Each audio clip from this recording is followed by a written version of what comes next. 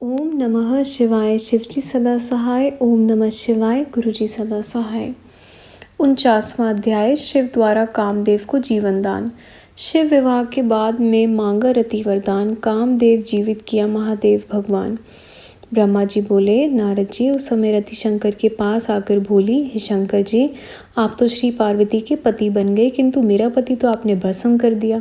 अब तो मुझे भी मेरा पति देकर मेरा ताप हरण करो। आपके शुभ विवाह में सभी प्रसन्न हैं, मैं ही केवल क्यों दुखी हूँ।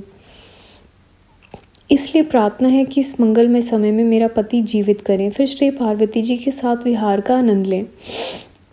ब्रह्मा जी बोले, हे नारद जी, इस प्रकार कहकर रति कामदेव की भस्म की पोटली महादेव जी के आगे रखकर प्रार्थना करने लगी, हे नाथ, हे स्वामिन, मेरा कल्याण करो, और साथ में विलाप भी करने लगी।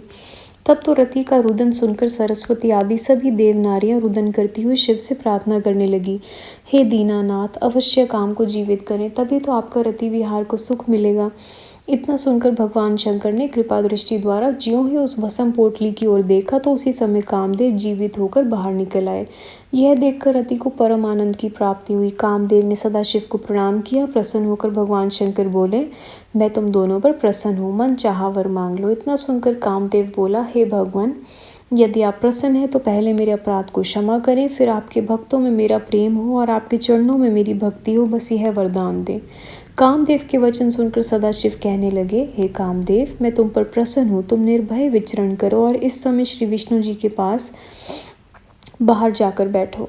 ब्रह्मा जी बोले, हे नारद जी, यह सुनकर जब कामदेव बाहर आए, देवताओं ने उसे देखकर प्रसन्नता पूर्वक कहा, हे कामदेव, तुम धन्य हो, सदाशिव ने प्रसन्न होकर तुम्हें जीवित कर ही दिया। इस प्रकार काम का सम्मान करके विष्णु आदि अपने अपने स्थानों पर बैठ गए। उसके बाद भगवान शंकर ने श्री पार्वती जी के साथ बैठकर मिष्ठान भोजन किया।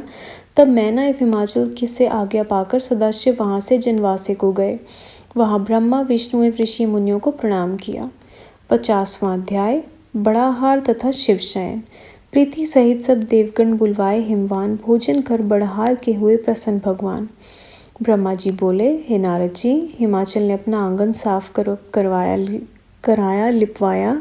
उसके बाद अपने पुत्र एवं अन्य पर्वतों को भगवान शंकर के पास भेजा। वह जाकर कहने लगे, हे परमेश्वर, आप कृपा करके विष्णु ब्रह्मा आदि सभी देवताएं ऋषि मुनियों को साथ लेकर भोजन के लिए आए।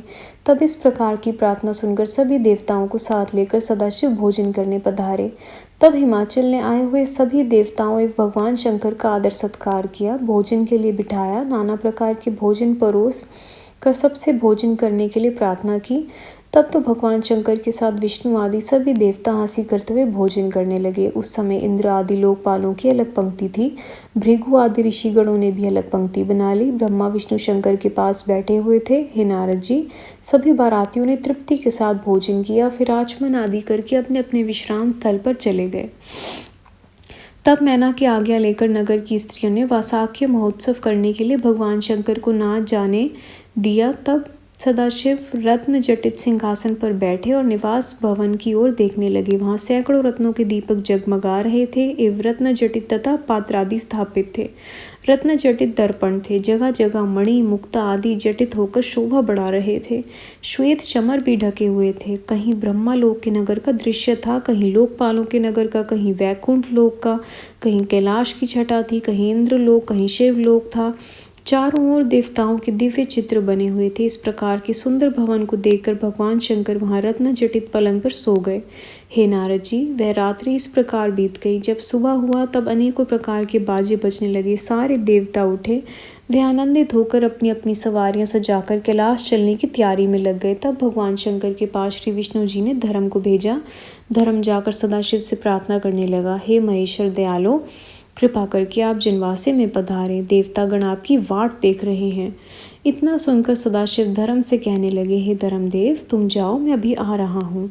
यह कहकर उसे भेजे और अपने मन में जाने की इच्छा करने लगे। नगर की स्त्रियों को जब पता लगा तो वह वहाँ आ गई और मंगल गीत गाने लगी। भगवान शंकर ने अपना सुबह का नित्य कर्म करके मैना से आज्ञा मांगकर जनवासे में गमन किया। वहाँ ऋषि मुनियों को एवं मुझे प्रणाम कर बैठ गए। संगत जी, अध्याय यहाँ समाप्त होता है। गुरु जी, संगत जी, कोई भी जाने अनजाने में भूल हुई प्लीज़ माफ़ करिएगा। अगला अध्याय अगली वीडियो में। ओम नमः शिवाय। शिव जी सदा सहाय। ओम नमः शिवाय। गुरु जी सदा सहाय।